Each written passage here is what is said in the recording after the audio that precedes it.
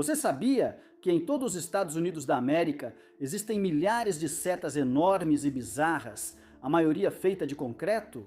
Embora às vezes elas sejam formadas pela estrutura de um prédio. E fica ainda mais estranho porque essas setas são encontradas nas áreas mais isoladas do país. E na maioria das vezes elas foram completamente abandonadas. Então por que essas setas incomuns parecem apontar para o nada? E o que elas deveriam guiar? Acompanhe enquanto exploramos a história das setas de navegação perdidas nos Estados Unidos. Sou Ryan Socash, apresentador do TIS History. Antes de explicarmos por que há centenas de setas enormes e abandonadas espalhadas pelos Estados Unidos, precisamos passar por um capítulo bem pesado da história. Essa história começa nos anos imediatamente após a Primeira Guerra Mundial, quando a aviação ainda era experimental, frágil e perigosa. Nesse momento, ela havia se tornado uma solução logística tão vital que os benefícios superavam os riscos, uma ideia que levou muitos dos primeiros pilotos a uma morte precoce. Isso indica que havia problemas sérios. Por exemplo, os pilotos que voavam nas primeiras rotas de correio aéreo do país não tinham uma maneira realmente confiável de se orientar quando a paisagem desaparecia na escuridão ou nas nuvens. Situação que poderia ser fatal, por isso o governo federal improvisou algumas soluções.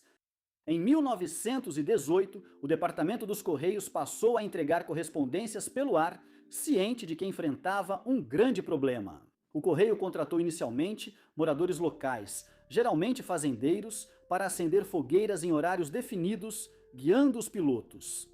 Era uma referência aos antigos sinais de fogo. Eles inovaram, criando um sistema nacional de torres de sinalização iluminadas, com cerca de 15 metros de altura e espaçadas a vários quilômetros. Essas torres formavam as rodovias invisíveis dos céus americanos no início da aviação. À noite, os pilotos voavam de uma luz giratória para outra, traçando uma rota pelo continente. Ao longo dos anos, aproximadamente 1.500 balizas foram instaladas, incluindo as principais balizas giratórias, as torres auxiliares e balizas não padronizadas usadas em terrenos difíceis ou regiões remotas. E essa tecnologia era notável para a época, pois, de certa forma, o país agora tinha uma rota aérea iluminada que se estendia de costa a costa. A cada 3 balizas, geralmente uma tinha algum campo de pouso, mas ainda assim havia um problema sério. Essas luzes não ajudavam muito os pilotos que ficavam desorientados em situações como neblina durante o dia. Ainda assim, era esperado que voassem com esse risco, e assim fizeram por quase 10 anos. Mas então, em 1927, as rotas aéreas foram transferidas para o Departamento de Comércio, e foi nesse momento que uma nova adição foi feita ao sistema de navegação, mas desta vez no próprio solo. Surgem então as gigantescas setas de navegação. Na base de muitas torres, equipes despejavam grandes setas de concreto, algumas com até 21 metros. Cada uma apontava para o próximo farol na sequência, transformando a própria paisagem americana em um gigantesco mapa de navegação. A lógica aqui era simples, cada farol tinha um número. Siga a seta até o próximo número e repita até chegar ao seu destino. Esses caminhos geralmente eram de mão única, já que as setas não se ramificavam. Ou, para esclarecer, cada seta correspondia a uma sequência específica de rota aérea. Se várias rotas se cruzassem, o ponto de decisão era na torre de sinalização, não no solo. Um piloto geralmente escolhia a rota aérea antes da decolagem ou ao redor de uma torre de sinalização, comprometendo-se com aquela cadeia numerada até o fim do trajeto. As setas e o sistema como um todo eram deliberadamente simples para evitar confusão. Uma seta significava uma direção. Além disso, elas eram puramente direcionais. Partia-se do pressuposto de que os pilotos já sabiam a rota aérea em que voavam e o próximo farol numerado. Portanto, adicionar qualquer tipo de texto teria sido inútil em altitude e ilegível em alta velocidade. Muitos pilotos diziam que não conseguiam ver as setas claramente de dia, pois não havia janela voltada para baixo. Além disso, os pilotos também carregavam mapas em papel das rotas aéreas e guias escritos de rota emitidos pelo governo. Entre faróis, setas e mapas, eles estimavam números, distâncias, campos de emergência, paradas para reabastecimento, entre outros. Embora houvesse marcadores no solo para ajudá-los a saber onde deveriam pousar.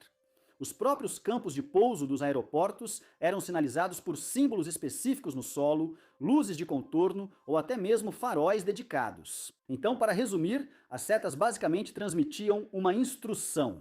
Significava continuar em frente. Não era um sistema perfeito, mas era melhor do que as alternativas.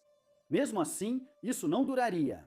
Na década de 1940, com o avanço da navegação por rádio e o uso de instrumentos, as setas se tornaram completamente obsoletas e, por isso, foram abandonadas. E como foram feitas de um cimento tão durável, muitas ainda permanecem espalhadas pelos Estados Unidos até hoje. Então agora é hora de dar uma olhada no que foi deixado para trás. Hoje, não há redes de setas preservadas, nem trilhas claramente marcadas. Na verdade, sua existência é bem mais aleatória. Por exemplo, lá no deserto de Mojave, uma seta ainda está cravada na areia. Suas bordas foram suavizadas pela ação do tempo.